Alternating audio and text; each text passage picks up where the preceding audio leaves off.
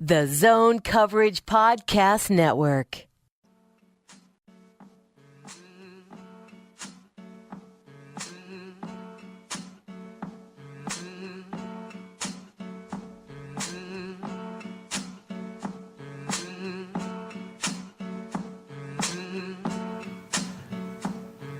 Welcome to another episode of the Minnesota Soccer Podcast. We've all escaped the snowstorm to bring you quality podcast material in true Minnesotan fashion. We've dug our cars out. Tom's car's broken down, so we didn't even have to do it. We're here. We're in the studio. We made it. Nick Hallett, Tom Schreier, David Naylor.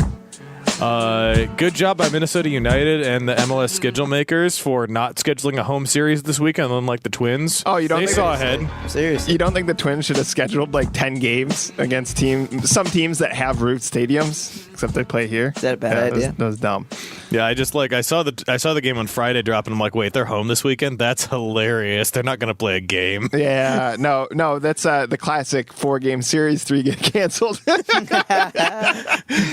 So that's going to be a nice 3-game series against the White Sox later this year. Well, the worst is like a team like Seattle that doesn't come back. So you have to schedule one random game. You know, it'd be like, wait, they're playing Seattle. Oh, yeah, that's right. Interesting. But Minnesota United managed to get themselves out into rainy Portland. Like, normally I don't think 55 and rainy Portland weather sounds that great, but after yesterday, that sounds amazing.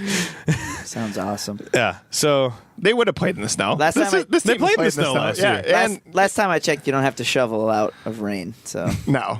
So that sounds nice. Yep, that I'm into that. And then you have the Timberwolves down in Houston right now, which has had rain issues. I mean, like it's not secure, but it's 66 degrees and sunny down there right now. Tom, I don't want to hear it. Dane and Tim are the only people associated with the Wolves that were like, yes, Houston.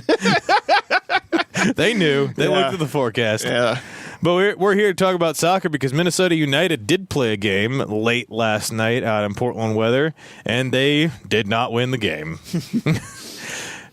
It was an interesting game. I haven't talked to either of you guys since the game happened, and I followed Nick's tweets a little bit during. But, Nick, what's your impression coming out of that game? I kind of want to start from the big picture. It's kind of funny because, honestly, I think it's clear. It's a two-pronged, pretty clear thesis that comes out of that game, and it's like, oh, they're exactly the defensive weak team that we expected them to be, and it's still a primary issue. And then Darwin did almost exactly what you would have hoped he would have done and totally elevated the offense to a high level. So now you have these two, for my opinion, these two contrasting styles. You have this defense, this poor defense, and this potentially productive offense.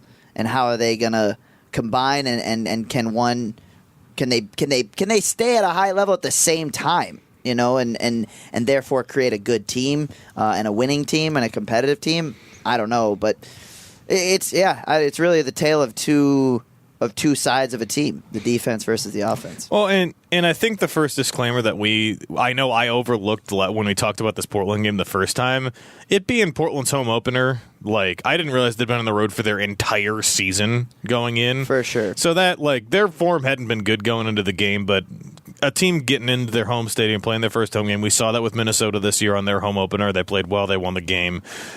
I guess I underrated the impact of that for Portland, at least on a morale front, because they looked much better than I expected them to. Yeah, it clearly gave them a huge boost. And we know it's well documented the home road splits very heavily favor the home team in Major League Soccer. So you add that into the mix. You add into many people feel Portland is one of the best home venues in the league. Hard to argue with that atmosphere. You can just see it. It looks awesome and like a fun time and they bring the energy. And so that was the thing going into this game is a lot of ways you're like, okay, this is a good chance for United to get some solid points going against two of the worst, their next two games going against two of the worst teams in the West, but it's also two of the best environments in the West. And so again, it's going to be very similar next time out against Seattle, but you know, nonetheless, a lot of times like I'm happy to call out Adrian if he has revisionist history, but he was right on the money in this game, and it's funny because it's like what's so funny to me is it's a narrative that he has been saying like almost every game he's been in charge, and that's we looked like I was just kind of like loosely paraphrase his halftime interviews or his full-time interviews after these games, or after almost every game. We looked like crap at times, but honestly, I felt like we could have got something from this game. And that's exactly what it was. And that's what he even called out his defense post-game, was like, we gave up crap goals. And that's exactly what they did. And it totally took him out of the entire rest of the game. Even though, as he claimed, and I would again kind of tend to agree with him, they were probably the better team for large portions of the game. And it's so frustrating. You can tell for him, and any fan or anyone watching United, it's so frustrating to watch this defense continue to undercut the rest of the team. Well, and the other thing was, like, the defense is a talking point because it's the thing that's been the most consistent, right? And it's the mistakes. That's the thing that we talked about since last year. It was a familiar sight of something went wrong, it went badly, and it got punished. I thought that they didn't take their chances as much as they needed to on the offensive end because they had great goal chances that didn't go in. And that's a great point. That is definitely true. I mean, Ethan Finley's chance comes to mind. Both of Finlay's chances. He had one in each half. True. Both should have gotten bagged. Very true. Which is a little concerning. I'm a little worried about like what Finley can provide over the course of the season, how much he can chip in goals-wise, and so that's a little concerning, and so is his lack of consistency at times during games. Also, couple of Ramirez chances, especially the one where Darwin crossed it to Ramirez, and he almost kind of like ducked it out of the way. It was a bizarre situation. So I think that's a fine line and a fine narrative to bring up, but I still take all those chances, even though missed. In soccer, it's so hard to just create chances in the first place that's a huge positive. I'd much rather see a team create a bunch of chances and miss than not be able to create chances at all. So to me, the offense completely still did their job. It's okay for me. I know it sounds counterintuitive, but it's okay to miss chances. Yeah. So soccer obviously is different than, say, basketball, where you can kind of make up for it the next night or whatever. However, it's funny how similar the situation is, as you guys kind of alluded to. Pacific Northwest, big old stadium with notoriously tough to play in, and a team that's not that good. Is it a positive, do you think, for United that they can kind of go back, and while you can't go back into Portland and redo the mistakes made or whatever, try to pull out a win there, you can go to Seattle and maybe, kind of if you play a similar game, you would think would win. Yeah, quite possibly. And right, what better primer to go play Seattle than play Portland? So from that lens, and also like again, and it's weird because I feel like Heath repeats himself a lot, and I hope I feel like I'm repeating myself a lot, but honestly, like I said, it's a narrative of you seeing a lot during the course of the season already, but this game is another example where you feel like you can take a lot of positives out of it, even though they didn't win, and even though they really did made some horrid mistakes. There's like you can see the lane where they can go forward and have a really productive season potentially. You hate the term moral victory, but it felt like there were a lot of points of moral victory happening in last night's game. Yeah. So you came out of this game feeling better than if you United than maybe the San Jose game, where even that seemed like they were down 3-0. They easily could have folded and begun their season on the road with a 3-0 loss. Instead, you get those two goals, and you kind of go in the back of your mind, maybe if this had gone differently, you'd actually have a win or a tie there. Yeah. What's the feeling coming out of Portland compared to out of San Jose? I think it's because number one is unquestionably Darwin. Like the way he played last night shows that he can do almost anything in this league. Like honestly, I know that sounds like that's potential like hyperbole, but I don't know how else he could have proved that he can do almost anything. And it's what I wrote about for the website. I listed all the things that he proved he can do, and that was in one game in a league he's never played in, on a team he's never played for. Right. So if you can extrapolate, I think that allows you to extrapolate a lot of that forward and think that he can repeat it. And honestly, that's what I'm saying is like coming out of this game, like Darwin's the best player this franchise has ever had, and I didn't know that we could say that. You could have thought we could say that, given he's the first designated player in team history, but he proved it. I would have been totally understandable if he had a poor performance, given the context. Well, and I think the thing that helps the most is that they've had almost 2 full weeks of practice and a week off, like a weekend off last weekend for him to really integrate into this lineup. I was really impressed. The fact that he played well, even though it was only in a limited time, with both Christian Ramirez and with Abu Danladi, because the last few minutes he and Danladi had a really good connection too that almost led to a third goal late in the game. Danladi had a great chance and was involved in the own goal that made it 3-2. Like, the chemistry that he's got going on, he and Ybarra played well together. It just looked natural at that point, which is you don't expect that this early in a process. Yeah, but going back to like the list, let's just take like the next game at Seattle. Let's say they stop Darwin from getting his, like, if he can get his own shot off, boom, goals galore possible. They block that off. He can create chances for others. Now Christian can score, Miguel can score, Finley can score. They block that off. He is now Tyrone Ramirez was out, who's the designated dead ball specialist for the team, and because he was out, it was like, well, let's let Darwin take him. They were exceptional. They were killer. His the whole services game. were exceptional. So let's say he has a bad game on every respect. He could literally save a game with a few good dead balls served in. And I've only listed 3 things that he can do. You know what I mean? This, honestly, I'm trying not to go overboard, but I think it's, like I've pointed out, I think it's fair. This guy is showing that he's potentially capable of anything. Yeah, absolutely. And that was the dead ball thing was a point I wanted to hit for sure, because with Mears out, I honestly have liked how Tyrone Mears has done free kicks for the most part this year. He's done fine. Darwin's were on another level. Like everything he took, agreed. corners, free kicks, the pass in the open field for the own goal that was Minnesota United's second goal was an unbelievably well targeted ball that it forces mistakes because it's right in the right place. Yes. And that was from open play. Like it's just the contact that he's making. I'm trying to remember the phrasing I used in the recap on zonecoverage.com, which you should read.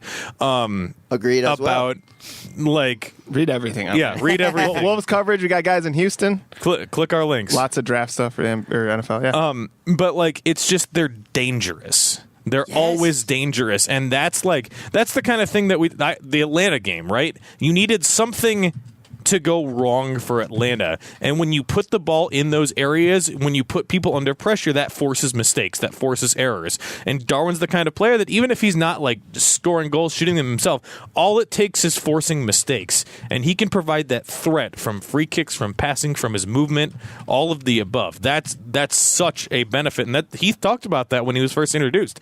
Now we've seen it on the field in Minnesota United colors. He's like cheese with food. He makes everything better. And like what a great analogy. A Nick Hallett special. Some of us go with spice, some of us go with sauce. Hallett goes with cheese. Go on. Just full disclosure, the main reason for saying that was to see your guys' facial reactions. So that's fair. We got the audio reactions too, so we've got it recorded. We're gonna ship him to Hudson, I think. I'd say, are you actually a Wisconsin person? Come on. All right, we'll go with the sports. No, I'm not. We'll go with the sports analogy then. He's like Peyton Manning. He potentially makes everyone around him better, which is what's so exciting potentially for United. Miguel Ybarra, been an inconsistent MLS player. Could he make him more consistent and provide him in more dangerous positions? Because that right now, that's something that holds Miguel back, is getting in dangerous positions. Can Darwin change that? Ramirez is a striker who he can only live off service. It's the only way he survives is if people feed him. How much better can Darwin make him? Right? Potentially, he makes this entire team maybe 1, 2, 3 levels better, and that's fascinating. So it means they chose the right guy for the designated player, obviously. But a bigger question there is that he makes 1.5 mil, right, this year or something. It's not an absurd amount. I think it's not. And his transfer fee was small as well. Yeah, so is this a matter of good scouting and kind of going to the right league? Is this a matter of this is what designated players get? I mean, how does it compare to other designated players? I think that part of it is, in terms of the transfer fee rather than his salary, part of it we know was timing, because it was reported that last year when teams were sniffing around him, he had a huge transfer fee attached to him, whereas no one moved for him at that point. So now when Minnesota moved for him and got him for a much smaller transfer fee, they've been aware of him for a while. I would think guys have many clubs in MLS. He's been reported on and off as a player in Mexico for a while, and it's never happened. Minnesota came in with the scouting and with the correct timing that it's looking like a really smart business decision. Even though like the price tag may be eye-popping, compared to some of the bigger name designated players around the league, it's not. Like, I'm not sure what Zlatan Ibrahimovic's salary in LA is. It's more than Darwin's is. I feel very confident. Yeah. I would just say, as excited as I've been about Darwin, even just today talking about it, honestly, though, this is simply what you get from a designated player. Like, he's not doing anything that different than what Miguel Almiron's doing for Atlanta or what Blanco did for Portland last night against Minnesota, or any designated player on any team. This is what they can provide. And this is why it's been so frustrating for the fan base that they hadn't done this yet, why it's been so frustrating for Adrian, that they haven't done this yet. When you have your coach openly, calling out for signings to the media, this is why. I mean, look what it does. Like this, honestly, I've been broaching this topic for what feels like a couple years now, right, about is United going to go about this in terms of being a small market team, a mid market. How are they going to spend? And this is what you get when you spend. You have 2 designated players. Look what this one's done for you in one game. You've only used one of your slots. You have 2 more. Are you going to use them? What message are you sending if you don't? That's my question. Would you use both? And if so, how would you use them? I would use all 3. So the other 2 remaining now. I've said before defensive midfielder, but now Maximiano's here, and he's kind of a quasi potentially designated player on the cheap anyway. So maybe you don't have to use it there. Honestly, Francisco Calvo is a little concerning, and maybe we'll get to that in a little bit. I like him as a player. I think he's exceptionally talented. I don't know that center back is his best position, potentially. He plays left back for Costa Rica, and his skill set, to me, you could potentially have more value playing him in a defensive midfield role as well. So center back is definitely one I would look to. And then winger. With Molino out, Miguel, frankly, maybe not. If you really want to go be as competitive and talented as you can be, then an outside mid to go with the rest of the roster. Because I think Christian and Abu can do enough from striker. I think Finley is good enough. Obviously, Darwin would play number 10. Schuller and Ibsen, that's where they could use help. Where does Maximiano fit in there? Once you decide that, then you can decide if you'd rather use him as a center mid, or what you're going to do with Calvo, and then center back. Yeah, so center back and outside mid. That's part of the thing is, I think they might maybe wait a little bit more before jumping headlong in, because you've got Maximiano to integrate. You've got now Alexi Gomez from Peru to integrate into the system, right, who are players that they're not on that designated player level, but they're confident enough in them to give them a try and potentially have them slide into the starting line to see what they've got. Now, after you've seen, what do we have here? Is this a player that's going to start every week? Is this a player that we want to have as a bench player to play alternate, to play in the U.S. Open Cup? Or is this is our guy. We want to sign this to a long-term deal because we're going to develop him and he's going to turn into a superstar. I think that they, at this point, based on the way the non-Quintero signings of the offseason have gone, they might just stick with what they've got at those positions for now. Yeah. No, that's the one argument that I'm kind of okay with is, yes, we want to use all 3 of our DP slots, but we want to be patient and potentially maybe use it on a homegrown guy that we've drafted and created. Like a Budunladi just went on fire and he became a DP, then you'd want to be able to afford him and what have you. I don't necessarily see that happening, but and as you point out, Maximiano and our new guy Alexi Gomez, who just comes in to the team this week, not with the team yet, but signed. He played in Liga MX, so his upside is potentially really high. But so did Miguel, and Miguel has, if not, Miguel was even more promising, and he hasn't been really. So I'm not going to be overly bullish on Alexi, but again, his upside is potentially pretty high. Maximiano's is definitely high. So yes, Maximiano's the better example of we need to know what we have in him before we try to splash more cash. It's one of those things that I think we made this point on the podcast very early this season when we were talking about the offseason before the Quintero signing was even brewing too much to our ears, is that maybe they're not going to go all out signing these people this year. And even with the Quintero signing on the board we've got some intent. We've got this guy. We've got a big name who we're going to market around. We're going to do big stuff with. You still kind of feel like they're going to gear more towards the 2019 season with some of the big splashy stuff. Yeah. And I'm not a patient guy, so I struggle with that. And I'm just going to be open and honest with you guys about that. And I am a patient guy, so I'm okay with that, and I'm okay with seeing what can develop from what the guys they've got. Patient wars on the podcast. I think the thing you have to think about, too, is the business decision, right? I mean, at the end of the day, they are spending more on this player than they would the other players. And they got to make sure not only the arena's full, but there's demand for it, because we know just kind of naturally it'll wane over the course of time when it's not as novel. You don't know how the team will be performing. A first impression is very important. The thing that it strikes me is that they want to be going into the new stadium on an upward trajectory.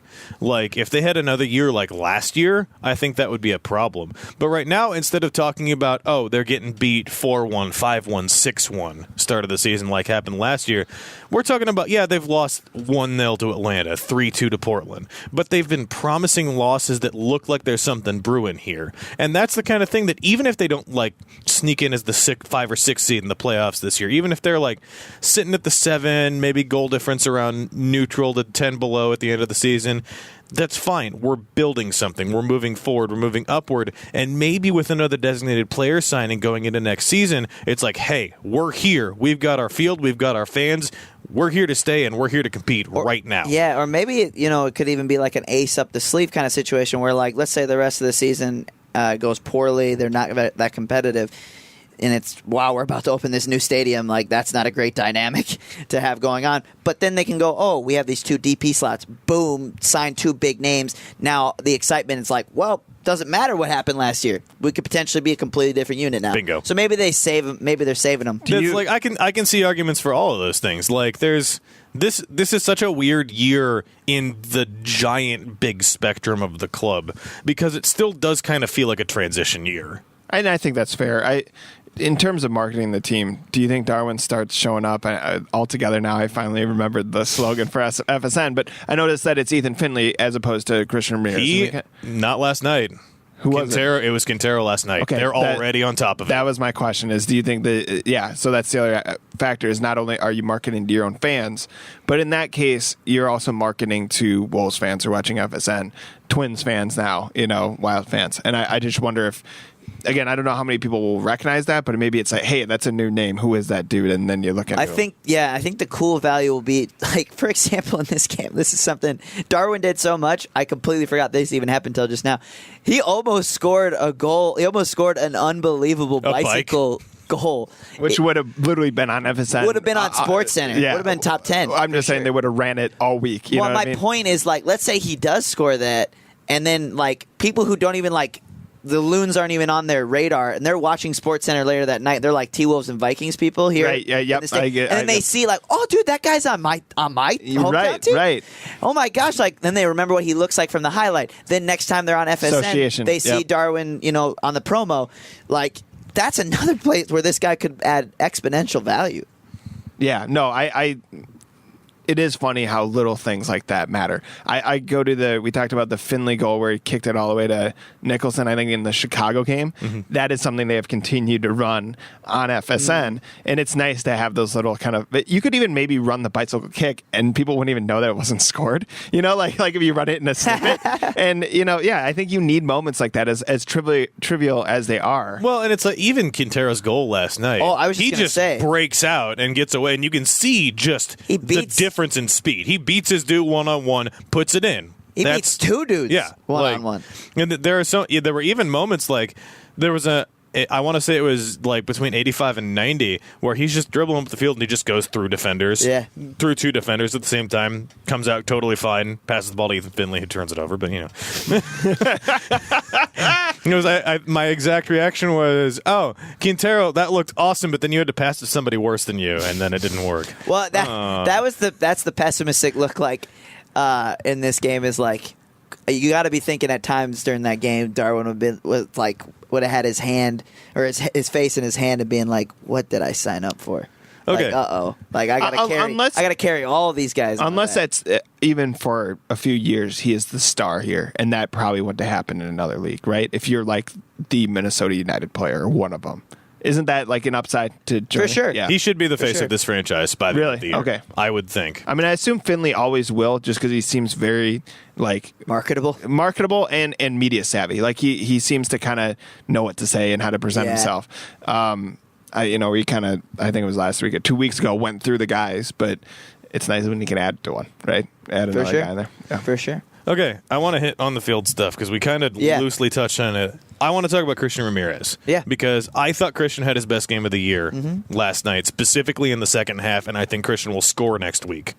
Yeah. What are your thoughts on Christian's game? Yeah, well, I completely agree with that. That's what I wrote in the player ratings as well, is that this is by far and away his best game of the season. And it's just so simple. It's very clear why. They actually the term I like for it right now is force feeding him, because there's so many times in a soccer game or any sport where you have to pass to teammates where it's like a teammate's like kind of open, but the defender's also kind of there. So then you can decide to pass it or not. And a lot of times, like, that hesitation, that part is the worst part, because as soon as you hesitate, then the defender's like more ready.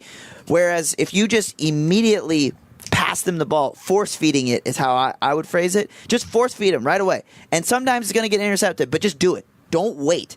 And that's what they did for the first time this season, and something they did last season to more great effect. But in this game, they would just pass it to Ramirez. Just pass it to him. And he can handle himself. But it's when they hesitate and slow down. And Ibsen and Schuller, like, that's what they'll do a little bit too much of, is like slow things down before passing it to Ramirez. So, they're like, want him to be like incredibly open, and it's like, dude, just play it to him. And that's what Darwin was doing, and the guys started to follow suit and just played it into him, and good things happened. If I may provide my one social media moment of the David. moment. I tweeted last night when Ramirez had his shot that got saved by the Portland goalkeeper. That was one of the United's best chances, like 60th minute or so. Great shot by Ramirez, better saved by Gleason. This is the kind of involvement I've been wanting from Christian all year, and finally he's getting chances. Guess who liked that tweet this morning? Christian Ramirez? Yeah. Huh? Really? He knows. He does that though. He's out and about. He likes a lot of different tweets. He's liked tweets that like suggest he gets traded. Yeah, we talked about that. He'll like anything. And he searches his name, which is one of those things that it's like, 'cause I did not tag him in that tweet, but he found it. Yeah. I'm just gonna next game. I'm only gonna tweet about Ramirez. So I nice jacket on the bench, Ramirez. Like just constantly. I feel good because it's one of those, like, we talked about Quintero's adaptation to the team. Quintero was playing further up the pitch than I think we expected, and several people commented on the fact that he was almost playing next to Ramirez for a lot of the game, which I think is going to bring the partnership between the two of them in particular into really close focus.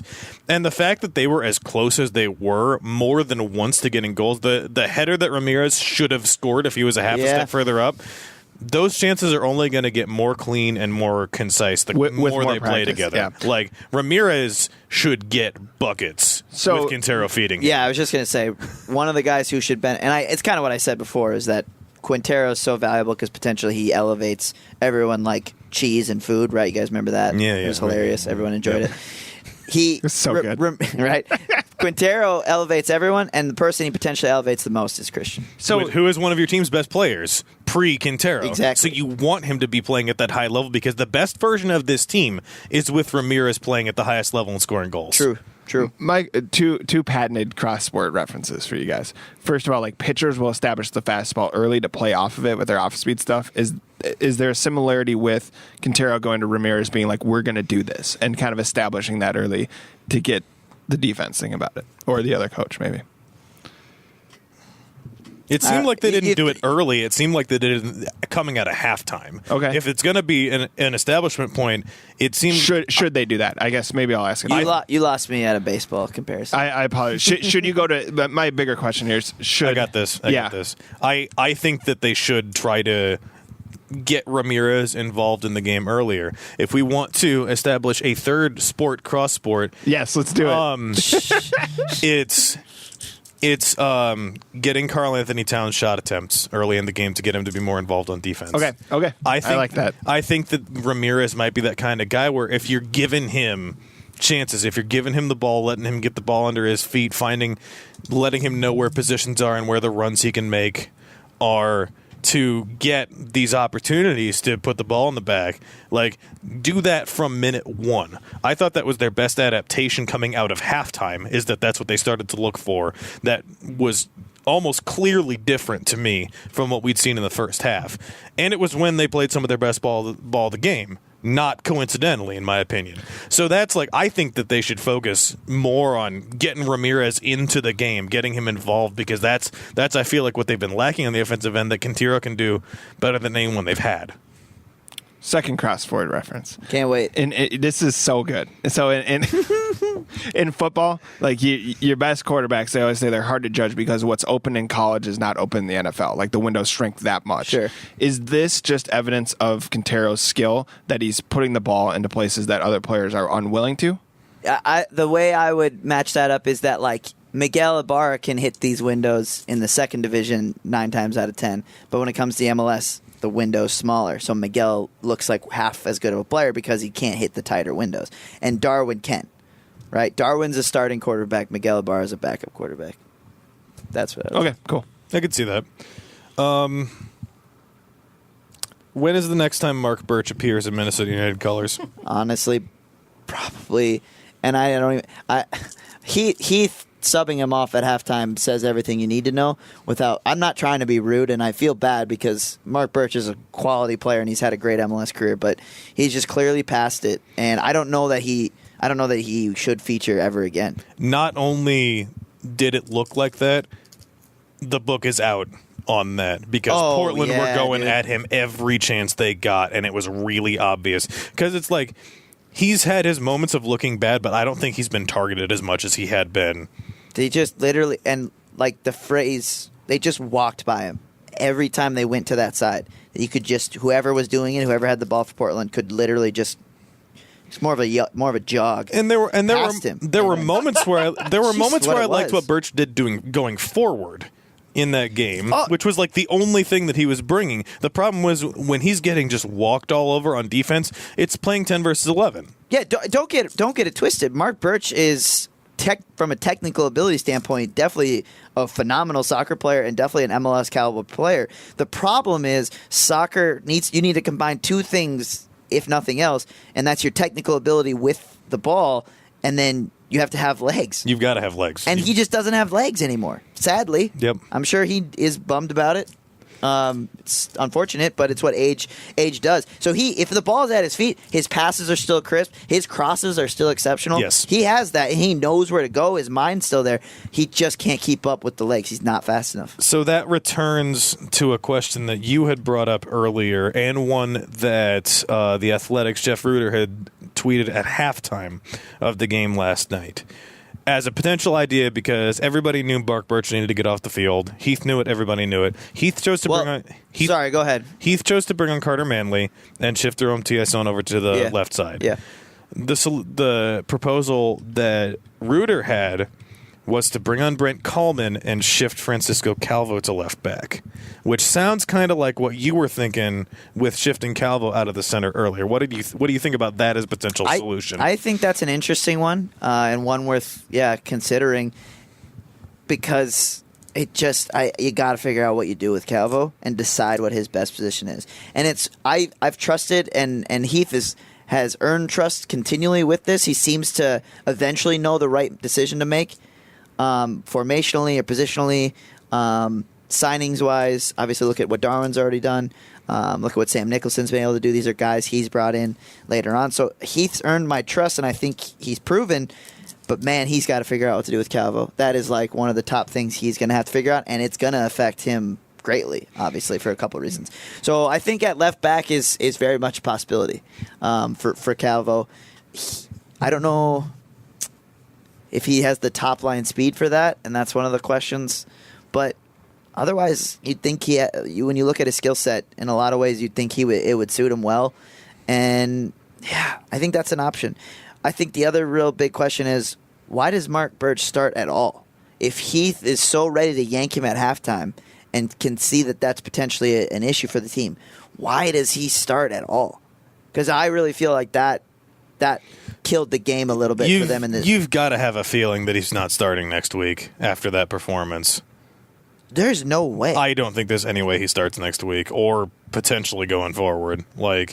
There's absolutely no way. That would be shocking.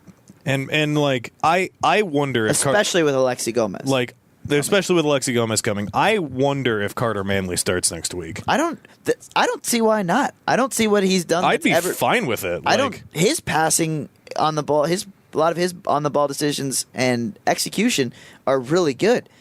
He can track back. He's got a high gear. And he's big. Back. He's big too, which helps a lot.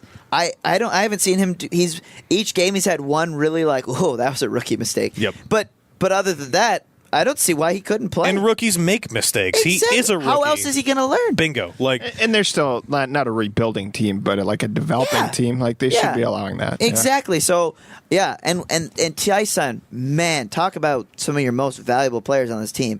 It's him 7 days a week because he could play on both sides fluently. So what's so nice about that is then play Carter on the right, play Tyson on the left. If Mears isn't healthy. So I'm really shocked, and I would imagine if Adrian Heath was on this podcast right now and really honest with himself, he would say, I shouldn't have started Mark, and I'm disappointed that I made that decision. Yep. I honestly feel like that's what he would say. Because that's one of those, like, you almost wish you'd had another sub late in the game to chase the game down one, but you'd had to burn the one at halftime to get Burch out of there and reset it. It's almost like having a guy send off and having to reset your formation. A bit. That's part of it, but I think the bigger problem is that your mistake in starting Burch put you in a hole early, and you never fully could climb out of it. And had you not done that, this could have been 3 points. Yep. The other thing, speaking of the hole that they dug themselves, I want to talk about video assisted referee because it played a huge factor in this game last night on both sides of the ball for both teams. Did you feel like the refereeing in terms of the video application was properly used, and did you agree with all the calls that it made? Because there were 3. We had the Ybarra offsides goal. Yep. We had Portland's Fernando offsides goal. Adi not offsides, determined not to be offsides, and was a goal.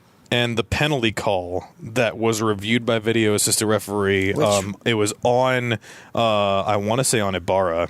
It was in like 40 minutes. Was it reviewed? It was reviewed. They went to the box on it. That's why they were forming stoppage time in the first half. I thought it was because Adi got hit in the face. I thought that was part of it. I didn't know if they reviewed that. They actually did review it. They went to the box on it. That wasn't as clear for me. Okay. Sadly, and that's another huge positive of this game, right? You talked about how could you blame the offense for missing all their chances.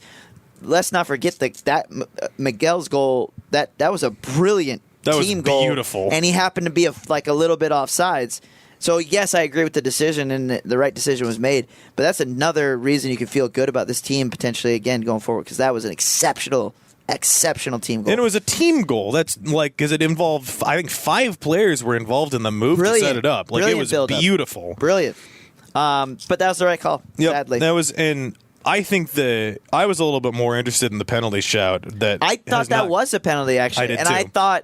I was like, oh, this is where, they're going to probably review this, and then it's probably going to be a pen. So I was surprised. I thought they got that one wrong. Mm-hmm. That's the one I disagreed with. Yeah. That I think gets wiped under a little bit. The other like refereeing point of note is the tackle on Quintero by which that actually, so I'd say that'd be the fourth. Mm-hmm. That'd be the fourth VAR, and that did not go to VAR, which it should have. It should have, and it should have been at least a yellow, if not a red. That was surprising. And I was very interested that Ethan Finlay has publicly commented on that now on Twitter. He retweeted the video and was like, "Why didn't this go to VAR?" Yeah, and that's like I was not expecting for an active player to take that high of a stance on it. I like it, but it's like it could have broken Quintero's leg. And put him out for the year. Yeah, I thought he might have broke it. Like in that moment, I was like, he might that or he tore his knee up. So I'm shocked that didn't go to VAR. I am too. Absolutely should have. And you think that the disciplinary is going to walk back and take a look at that? Isn't that what it's for? Exactly. Like that doesn't make any sense. Especially when maybe is that an issue with VAR where like if you use it 3 times earlier in the game, you're less likely thereafter. You know what I mean? If they've already used it, yeah. Is there VAR fatigue? But what I never understand about video replay in any sport is the easiest thing would seem, instead of having any of the officials who are like there have to do anything with it, and it seems like they already have these things set up. Like for the NBA, they have like the replay center, right? Why is there not just an official assigned to every game who has a laptop and can access every angle instantly as it's happening, and then he just makes the call? That's one of those things that, like, that's how it should be. That is how it should be. It would, and then that way it could be expedited and go that quicker. The fact the NFL's still doing dudes under the camera hood is insane to me in 2018. Agreed. Like, that makes no sense. And the NBA is the same, no? The NBA has the replay center in Secaucus. But they still make those guys go to the table and everything. And it's one of those, like, you think that should be streamlined. Yeah. Shouldn't it just be like, hey, guys, Mark, I'm with covering the T-Wolves Rockets game with you guys tonight. By the way, that was a foul on Butler, so send him to the line. Like, why does it need to be like, let's all counsel on it, let's all watch it? It should just be one guy being like, yeah, dude, that was off Towns' Houston ball. Like, it should just be that Well, quick. it's the same thing for offsides calls.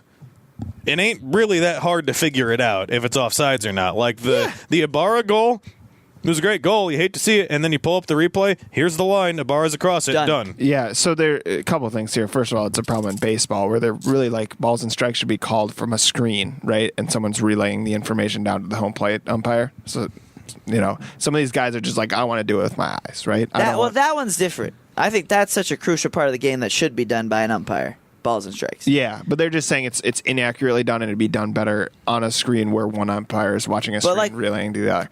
The bigger issue is that oftentimes, like in hockey, you see an offsides and you're like, that's obvious. The problem is you have to figure out what time are we reeling it back to, and who was on the ice, but like an out of bounds play in the NBA where they're trying to figure out who last touched it, and it's one of those ones where it's like really super obvious. Yeah. Why can't a guy just be like, dude, that was off Draymond Green? And really there should be, like, in almost every sport there should be, I guess is what I'm getting at, is a referee sitting in the press box watching it in real time, kind of like the people at home are.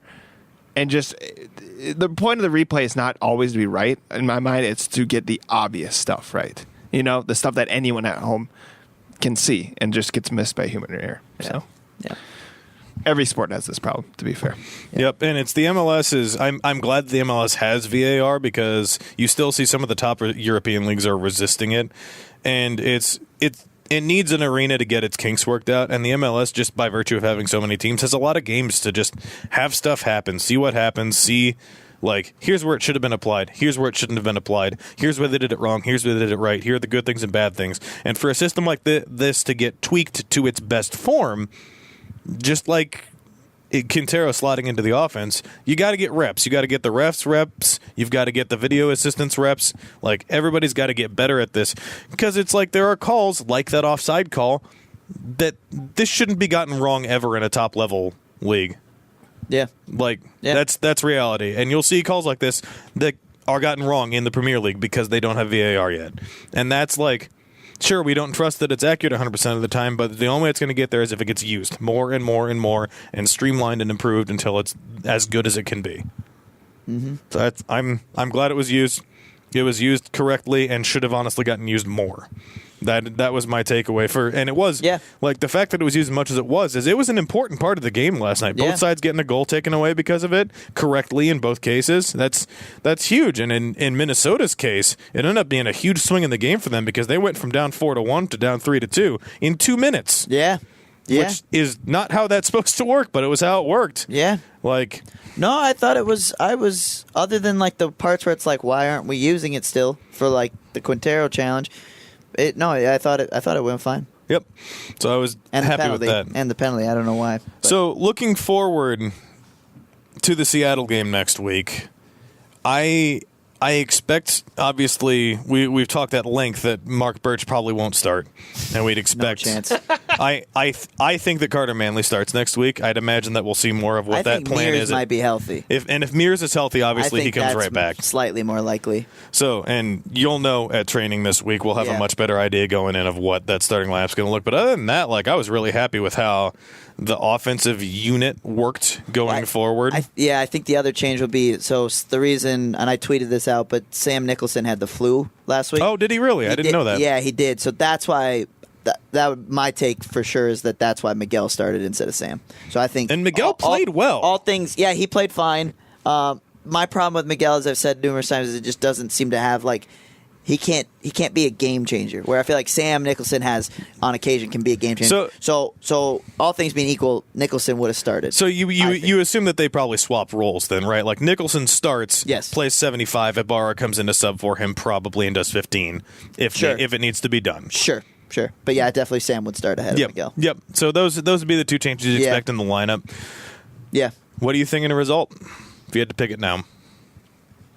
I think they can feel more fortified, like knowing what Darwin's going to bring, and full healthy squad. Not having Burch out there is addition by subtraction for sure. I think Sam's a bit better player than Miguel, and again, they just had the primer of playing Portland. So if they don't win this game, honestly, you can throw a little dirt on them. Like they should win this game. Yep. So I think this is a big litmus test for them. Yep. And that's I said earlier, I've got my eyes on Christian to be a game changer. Yeah. Next week. I think this is like he hasn't gotten anything going yet this year, but this week felt close. And it feels like with strikers you can be like, okay, he's right on the line, he just needs to see one go in the back. And I think this is the week where he gets off the mark, gets it going. I think he scores 2. That would be my risky bet is Ramirez to score a brace. I like it. No, I like it. He's super due. I tweeted before the game that he's gone 6 games scoreless on this season. But if you date it back to last year, he's now on a 9-game scoreless streak, and that's a lot for this guy. I've been covering him for 3.5 years now, and that's a long time. Yeah. This dude bags goals. That's just what he does. So he finishes chances when he's given the chance. Exactly. I think a brace is very likely, actually. I think that's a good prediction. I mean, in terms of a bold call in terms of the lineup, it could happen. Brent Coleman could start over Calvo. It could happen. I don't think that it will, but don't be completely shocked if it So if that happens... I'm going to ask Heath this week. That's what I'll ask him in practice is his thoughts on Calvo's performance and as if he's thought about playing Calvo at any other position. So if that happens, It'll be really do you think Calvo to the bench or Calvo to left back if that happens? Honestly, slightly more likely in my estimation would be bench at this point. So if that happens, then my question is who captains the club? Brent. So Brent just comes in and captains instead? Yeah, because he captained at times last year, and he captained this year when Calvo and Schiller and all of them were out on international duty. So, and Brent's been with the squad for a long time. So somewhat of a like for like there, if that happens. Yeah. In that like leadership aspect, right? Yeah. And that could present, and maybe that's a dynamic. That adds a little extra drama to it because it's like not only am I replacing you in the lineup, but I'm giving the armband to the guy who's replacing you, and like that could. I wonder how Heath wants to play that. That's what's going to be interesting too, right? That becomes a complete. It's like an on the field merit discussion, and it's like a team dynamic off the field discussion. Because that's like the way Calvo's handled himself this year. He's really trying to like, I'm going to be the leader of this team. I'm going to like say the right stuff, do the right stuff, be in the right place with media, on Twitter, on the field, on everywhere. Yeah. He's doing his best to do that, and like. You still got to play well enough to be on the field for that, and you hate to say that, but like, yeah, it sucks because I bet you if you're Heath, you're sitting there and it's like, Calvo has the potential to be like a starting center back in this league that is on a very good team. That is his potential, but man, it's one of those situations where it's like. He's so talented, you just kind of have to ride with him, and you're gonna have games like this where like it's like, dang, like Calvo. He just got beat. Clear 2 mistakes that cost us 2 goals. And then maybe he has 5 games in a row where he's just completely stellar. And you just have to ride with him because he's your most talented defender. And these things happen. So that just might be the way it is. The other it's like I like that. I always like to go with NBA comparisons because I know you guys are basketball guys. But like kind of like DeMarcus Cousins. Like he's so talented, but man, is he capable of doing some crazy dumb stuff. Yep. You know what I mean? Like it's Jamal too, in some sense. Yeah. Yeah. If you're the Pelicans, you're not going to bench Boogie Cousins. No. But so you got to deal with some of the bad as well. So the one other lineup question I had is I saw some rumblings of discontent about Matt Lampson's performance. Interesting. Last night, especially on the first goal, which he got beat near post, which doesn't look good. But I didn't think he played badly enough that we should be shifting back to Shuttleworth. That is my strong take. Yeah. I was so focused on so many other things during the game last night that, like, though all those goals were to a degree that it's like it's on the defense. It's hard. For me. It's hard to like really stick Lampson as the culprit. But I guess you could argue on the first two that like I I'm picturing like David De Gea maybe has something to say about those two, but that's an incredible standard. That's the best goal in the world. So I don't know that you can hold Lampson to that standard. But I will say, and I know you weren't. I know you weren't here last year as much, but like Bobby Shuttleworth did have a couple like. It felt like kind of once per game he did make that like the blinder. My goodness, how did he get to that? Well, how did he do that? So I think people and United fans are not going to forget that. Living in the pipe dream, and they're going to think about that. And so, but I don't think it's that insane. Like I think Bobby played really well last year, and I'm surprised. I'm actually a little surprised that Heath hasn't tried to maybe give him some time. So I wouldn't be surprised. I would say Lampson he's not on a short leash, but. He could be yanked. Like it could happen, and Bobby can maybe make a couple saves you don't expect him to. So I think there's a discussion there. I don't think it's. I don't think it's a big jump yet, and it's a discussion because Bobby did what he did last year and has earned the respect because of that. But like I think Matt's been fine this year. Exactly. Even listen to your verbiage. It's there. Fine. He's been fine. Is that? He's not exceptional. Yeah, exactly. So it's not like you can just say like, oh, it's his starting spot then. Which that was the discussion at the start of the year. It's like it should be, like they should be about on an even footing, right? Like that's Lampson like just hasn't made any like crucial mistakes yet that have been like, oh, well, that's worthy of being yanked. As soon as he does that. I guarantee Heath will give Shuttleworth a chance. Yep. But he just hasn't really done that yet. Yep. Is that a little like, again, patent cross-sport reference, but it's kind of like you got to be careful with your starting quarterback. Like once you pull the guy, you kind of sent a message to the team. Because it's a confidence thing too, right? Like yes. For any starter, but I think particularly for goalkeeper, it's you if you lose that confidence level that I'm going to save everything, or that like my manager and my team doesn't have confidence in me to have their bags. Darcy Kemper, if you want a Wild reference, right? Yeah, and Liverpool, if you want a football reference. Yep. Simo Mignolet and Loris Karius are two like unbelievably exceptionally talented goalkeepers, but both you could argue really struggled from the mental side of things when Klopp's been having to go back and forth between them. And now that he's made Karius the guy, like you're really not having those discussions anymore because I think to your point, Tom, it can really the mental aspect of a goalie can be really added. Yeah, because that really wasn't good for Mignolet. Everyone loves the idea, and this is quite the reference. You ready for this? Everyone like this old school Minnesota reference. Everyone would like the ideal scenario of being able to have two goalies who can go in and out and perform at a high level, i.e., your Dwayne Rollison, Manny Fernandez. Yeah, what a good reference. Right, for the Wild, and guys who can just the mentality of being the starter doesn't matter as much. They're just going to be amazing when they're in. Yeah, the tandem. And you have that nice tandem. That's too idyllic, though. I don't think that's such a rare thing to have that, and so I don't think you can hope just put Lampson and Shuttleworth in and out and hope to have that because that's pretty rare. I totally agree. So going into Seattle next week, I think the club should feel confident, and we'll see what decisions are made there and thereabouts. Checking on soccer around the rest of the world, congratulations to Manchester City on clinching the Premier League because Nick's squad went and dropped 3 points to the last place team in the league this morning. I can't wait. Nick's bitter. I wish people could see his face. I wish they could. I can't wait till I have to leave this podcast because I get hired to coach Man United. That's going to be great. You and Laura, do this. Let's do this. Probably be, yeah. Let's do this. He'd be one of my assistants. Yeah. I mean, low level, but yeah. Oh, yeah. Equipment manager.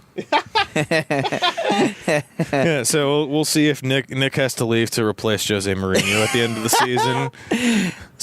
Especially once Tottenham Hotspur beats Manchester United to second place in the Premier League table. That'd be fun. Gosh, yeah. Well, yeah, lest we forget, as we almost got into off air, Man City doesn't win the title today without Tottenham whooping my team. Exactly. If Tottenham doesn't get thrashed. That game was embarrassing. Ugh, I turned that off because it was not good.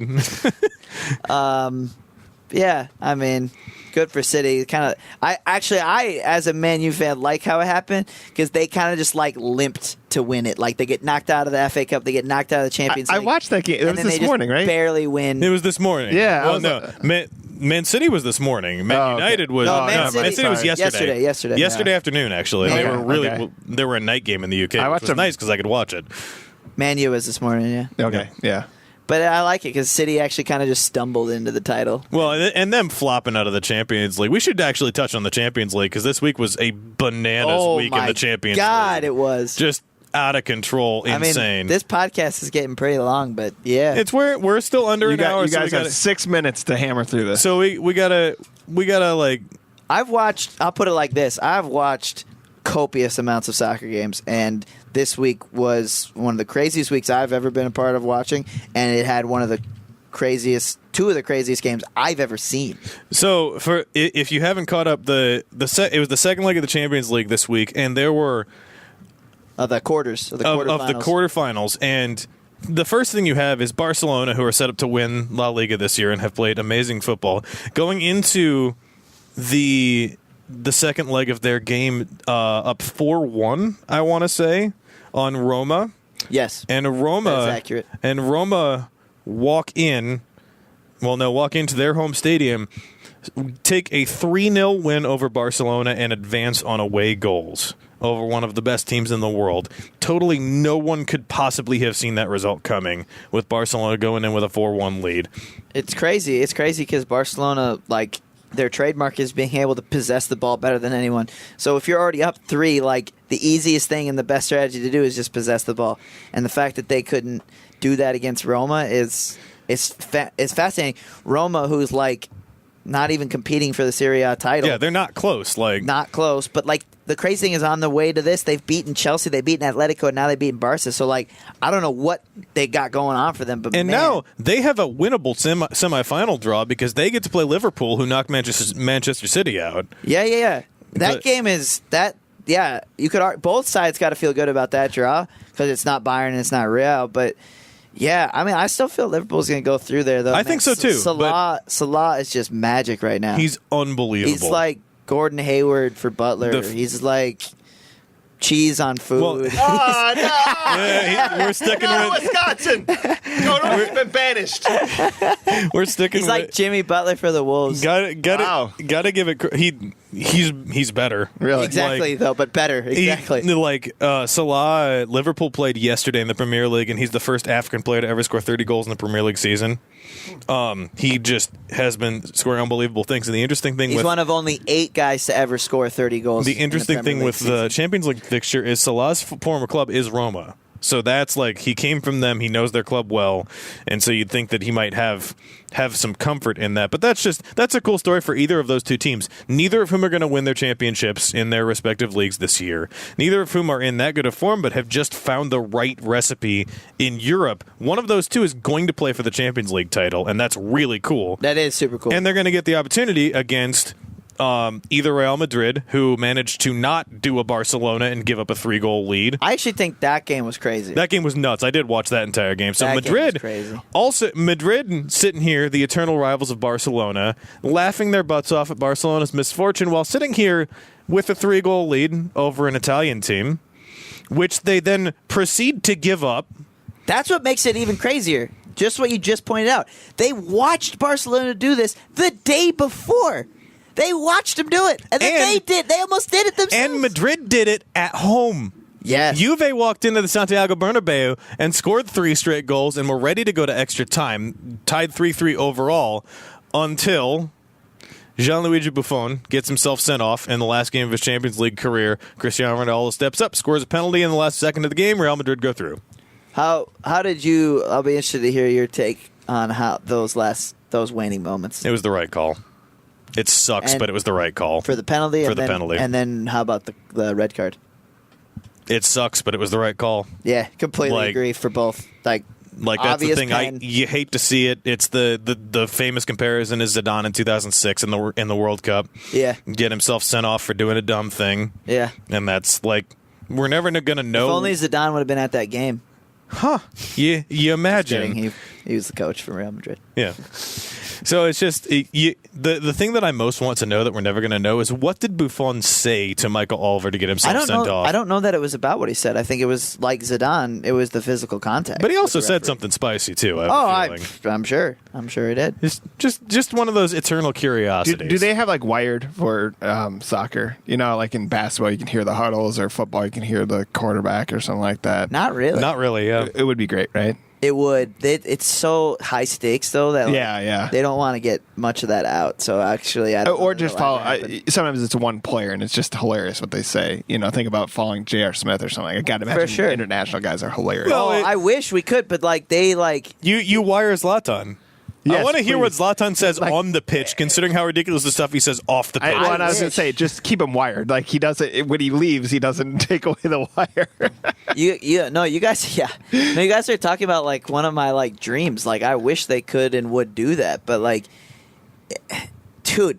Football players in Europe are like the Kardashians here, man. Everyone's like on top of them 24/7. So like they say anything and like newspapers will just shred them. So like literally you'll see on the field, like you don't really see this that much in American sports. Like people will just talk to each other and they'll cover their mouths a little here and there when they're like talking so that no one reads their Baseball, lips. famously, But in yeah. soccer, like you go talk to like after a game, both players are just like mouths covered like Really? the whole time. Like yeah, man, like it'll never happen. You'll never get a wired like soccer game. But MLS could happen. Let's do it. MLS maybe. Yeah. MLS could do it. MLS could do it, yeah. They would do it for the branding's sake. So I think it's a good place to wrap up. We've had a lot Adrian of Heath. That would Adrian be- Heath. What?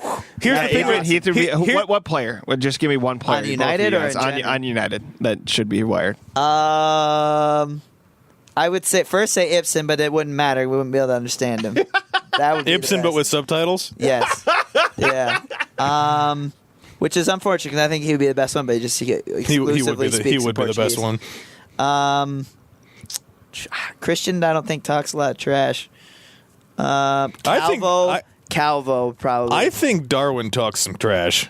I think Maybe. Be a Darwin good way to talks. Again, call though, it. it'd be exclusively in Spanish. That's fine. Subtitles. We have the technology. Yeah, Tyrone Mears or Calvo, I guess. If all things being equal, though. Yeah, Actually, Ibsen no. or Calvo. Lamson. No, because it would just be like it would just be like keeper orders the whole time, just like get back. See, I think that's switch. interesting. It'd just be like Also, the thing with Heath is like Tom Thibodeau, you can hear him half the time when Yeah. Tibbs isn't wired, guys. You just hear him. and Heath has that too. Yeah. If you're on the TV broadcast, you can pick out what Heath's saying every now and then. Yeah. though. Yeah, I would. Man, if we could get in like a halftime, Adrian Heath Ooh, I'd in be the into locker that. room. I bet the MLS would be open for a 24/7 thing. Like have HBO come in and maybe in the playoffs. I don't know, man. Yeah. It's Well, it's with you. Have you watched the Juventus doc, the Netflix Juventus Yeah, doc yeah, that they yeah, did? yeah. Because that's Juventus did that. I should watch this. Which- I want to watch it with Ricardo. I haven't. He probably would. I haven't Yeah. watched it yet, but I bet it would be fascinating. Yeah. It actually was. It was okay. Like I don't know that it wasn't as good as I thought it would be. Yeah. It was decent, but All right. it wasn't as good as what's the HBO one that's super good? Football. Hard Knocks. Hard Knocks. Yep. All right. We've hit a lot of stuff. We've gone around the world. We're back in Minnesota. Now all of us have to probably dig our cars back out again. Yeah, he's right. Welcome to the Minnesota Soccer Podcast. Emphasis on the Minnesota. So, Seattle next week. Minnesota United will get out there and do it, and we'll be not in Seattle, but we'll be at home watching it on TV, tweeting along with it. You can follow us, find us, and catch all of our writing on zonecoverage.com. For Nick Hallett at Prince Hallett, Tom Schreier at T Schreier 3, I am David Naylor at Prof Cedar, and this has been the Minnesota Soccer Podcast. Peace.